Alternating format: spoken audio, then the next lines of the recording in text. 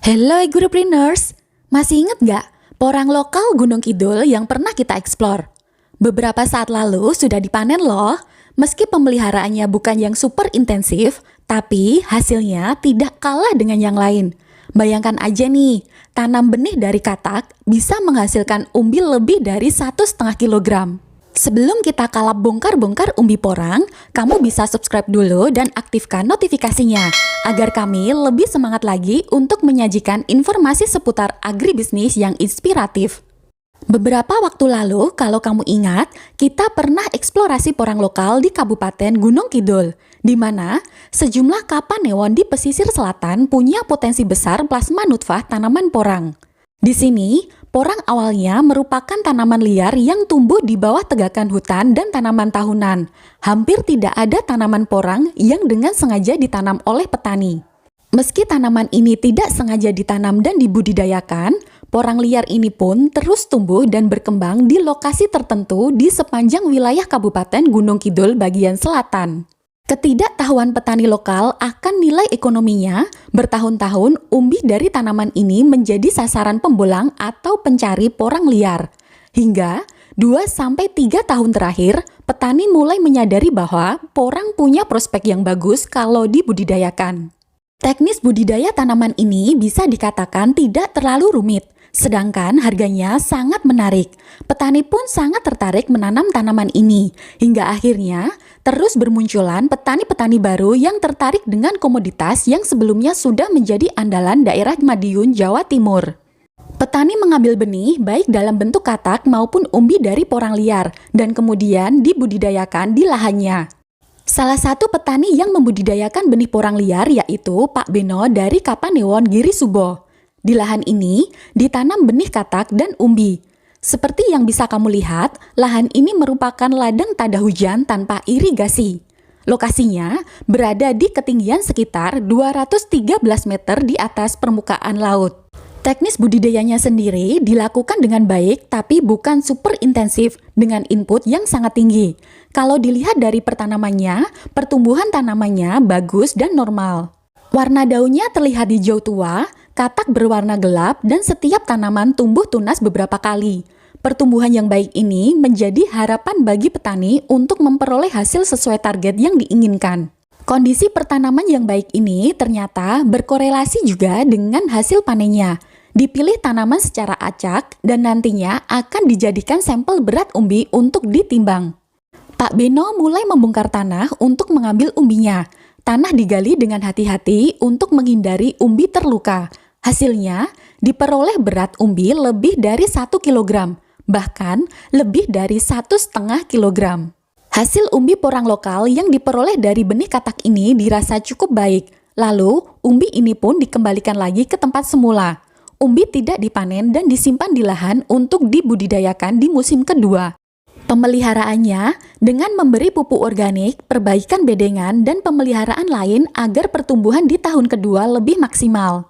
Sekarang, kita coba lihat panen umbi dari benih umbi ya. Umbi yang digunakan, umbi benih yang belum besar. Hasil panen dari umbinya pun cukup baik. Semua umbi ini akan dilanjutkan budidayanya 1 musim lagi. Dan Pak Beno mengajak kita untuk ikut panen raya di musim depan. Sekarang, kita bergeser ke lahan Pak Sumanto. Di sini, bisa dipanen umbi yang cukup besar. Tanaman yang berasal dari umbi benih ini bisa menghasilkan umbi antara 6-13 kg lebih. Porang yang beratnya 13,5 kg ini berasal dari umbi benih yang beratnya 1,5 kg. Umbi benih ini ditanam kembali selama semusim dan bobotnya menjadi 13,5 kg. Informasinya, tanaman ini juga menghasilkan katak yang cukup banyak. Satu tunas saja ada 56 buah katak. Pak Sumanto sebagai Ketua DPW P3N Daerah Istimewa Yogyakarta bersama petani Gunung Kidul ingin merumahkan kembali porang Gunung Kidul. Selama ini, porang lokal Gunung Kidul sudah dieksploitasi dan dibawa keluar wilayah. Sekarang saatnya petani menanam dan melestarikan kembali porang asli Gunung Kidul.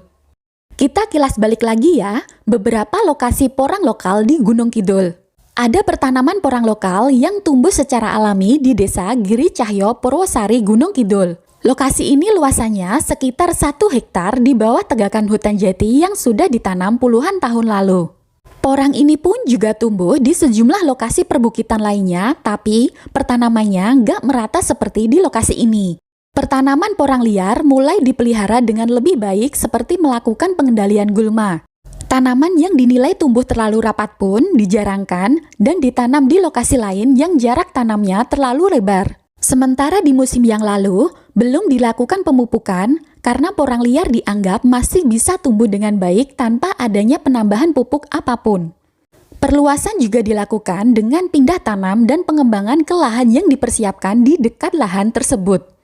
Selama bertahun-tahun, umbi porang di daerah ini diambil orang lain atau biasa disebut bolang. Karena awalnya, tanaman ini dianggap tidak punya nilai ekonomi, bahkan dianggap bisa mengganggu tanaman lainnya.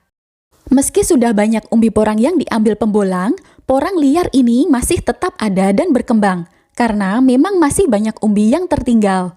Umbi katak dan biji spora yang masih tertinggal tumbuh di musim berikutnya, dan lama-kelamaan pemilik lahan pun mulai tahu informasi prospek dan potensi hasil dari porang ini.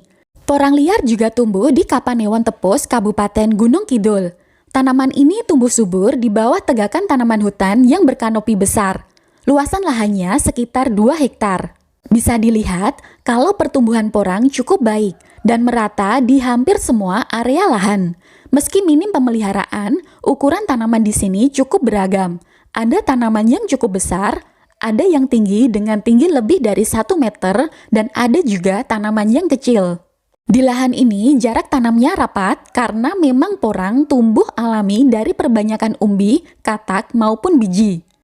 Sama halnya dengan di Giri Cahyo, porang liar di sini juga jadi sasaran pembolang. Tapi akhirnya pembolang tidak lagi diizinkan mengambil umbi setelah pemilik tahu kalau porang bisa dijual dengan harga yang tinggi. Kemudian, porang lokal juga ada di Kapanewon Giri Subo, Gunung Kidul.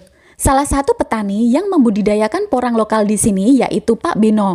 Menurut Pak Beno, saat ini sudah nggak ada lagi porang lokal yang tumbuh pada hamparan luas dan mengelompok. Meski masih banyak porang yang diambil pembolang, tapi lokasinya terpencar-pencar dan populasinya tidak sebanyak di Tepus dan Purwosari. Sekitar 2 tahun lalu, Pak Beno juga baru tahu kalau umbi porang dan katak bisa dijual dengan harga cukup tinggi. Berawal dari benih porang lokal yang dikumpulkan dari hutan, mulailah ditanam di lahan dan dibudidayakan lebih intensif. Di lokasi dengan luas 2.000 meter persegi, ditanam sekitar 7.000 tanaman porang. Bahan tanam yang digunakan berasal dari porang liar yang ada di sekitar Kapanewon Giri Subo. Bahan tanamnya ada 2 jenis, benih katak dan juga umbi. Area lahan pertaniannya ada di lokasi lahan tegalan tada hujan. Tegalan ini terbuka tanpa ada tanaman penaung. Sekarang ini, petani sedang menyiapkan musim tanam selanjutnya. Semoga hasil yang diperoleh melimpah dan harganya tetap menarik. Semoga info kali ini bermanfaat. Jangan lupa kasih like, share videonya, dan beri masukan di kolom komentar. Ketemu lagi di video berikutnya.